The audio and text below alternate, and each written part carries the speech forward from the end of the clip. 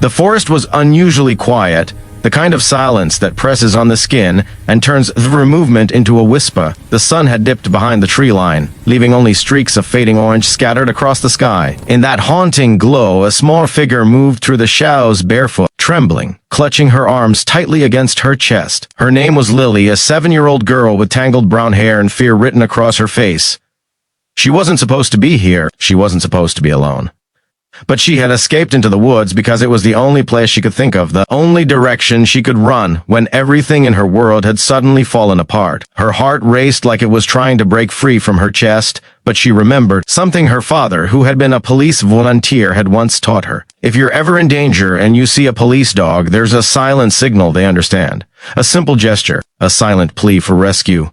She wiped her tears with the back of her arm and tried to be brave as she stepped deeper into the woods, hoping desperately that someone would find her before the darkness swallowed her completely. If you believe in kindness, second chances, and the power of helping others, please like, comment, share, and subscribe. It truly supports stories like this to reach more hearts. The world around Lily shifted as the forest grew thicker. Branches clawing at her clothes, leaves sticking to her damp skin. Her small legs burned from running, and her throat felt tight from crying. She tried to sit behind a fallen log to catch her breath, hugging her knees tightly. Every sound, every crack of a twig, every flutter of wings made her jump. She whispered her father's words again and again, hoping they would bring her courage.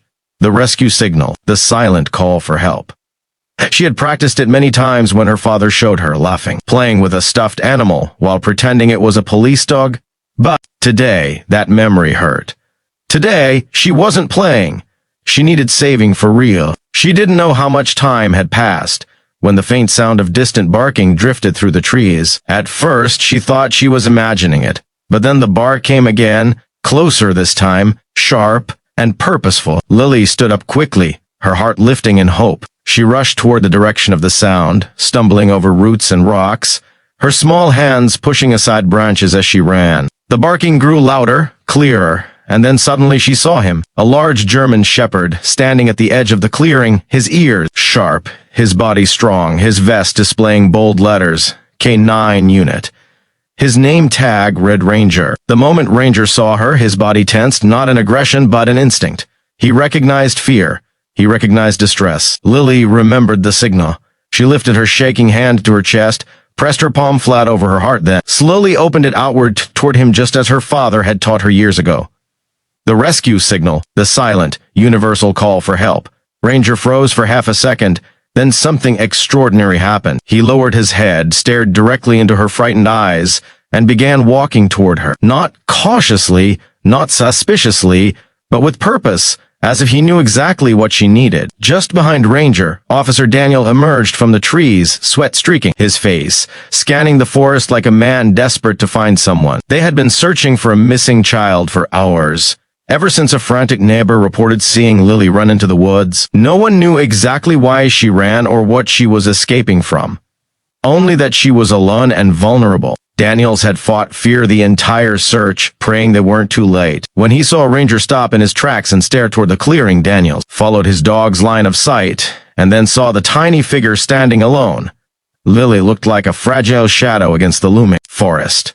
Ranger's sudden burst of movement startled Officer Daniels. The dog sprinted toward her, not barking, not hesitating, and when he reached her, something even more shocking happened. Ranger leaned into her, gently nudging her hand with his head, pressing himself close to her as if shielding her from the world. Lily collapsed against him, sobbing silently, clutching his fur as though he were the last safe thing on earth. Daniels reached them seconds later, stunned by what he saw. Lily wasn't acting like a child simply lost in the woods. She was holding Ranger in a way that spoke of fear deeper than distance or confusion. She was holding him like someone who had run from something terrible. Daniels knew better than to ask questions immediately. He slowly wrapped his jacket around her shivering shoulders, lifted her into his arms, and carried her toward the trail where the other officers were searching. Ranger stayed pressed to his side the entire walk, his eyes scanning the forest as if he feared whatever Lily fled from might follow. When they reached the patrol cars, medics ran to her, checking her vitals, warming her, giving her water. And while the adults tried to understand what had happened, Ranger refused to leave her side. He sat so close that Lily kept one hand buried in his fur, even as she was loaded into the ambulance. Over the next hours, the truth began to emerge. Lily had run because her mother collapsed at home from a sudden medical emergency. Panicked and unable to wake her, Lily tried calling for help, but the phone slipped from her hands and shattered. She bolted outside, hoping to find anyone. But her fear and confusion led her into the woods instead of toward the road. She knew she needed help. She knew she had to try something, and that's when she remembered the rescue signal her father had taught her before he passed away. A father's greatest gift turned into the key to her survival. At the hospital, doctors treated Lily's mother and stabilized her.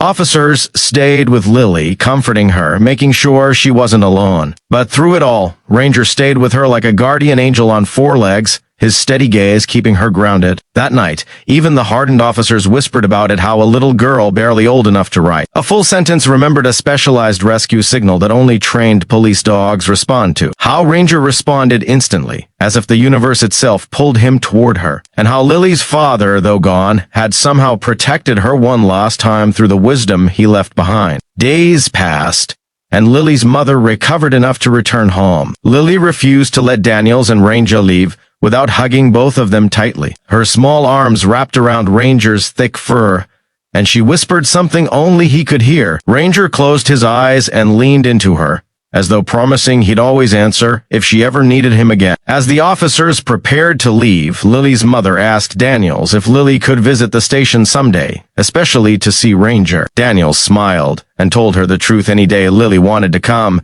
she would be welcomed like family, because that's what she had become the moment Ranger ran to her through the trees. Lily waved as they drove off, Ranger's head poking from the open window, watching her until she disappeared from sight. Ranger's heroism spread far and wide. News channels reported the story of the little girl whose silent signal summoned a police dog from deep in the forest. People shared the tale across the world, inspired by the bond between a child and a dog who understood her cry when no one else could hear it. But to Ranger, none of that mattered. He had done what he was trained to do: protect the vulnerable, answer the silent pleas that humans might miss, and bring lost souls home. If this story touched your heart, please remember to like, comment, share, and subscribe. Your support means more than you know, and helps stories like this reach people who need a little light in their day. Before you go, comment these words below: heroes come in all shapes and sizes.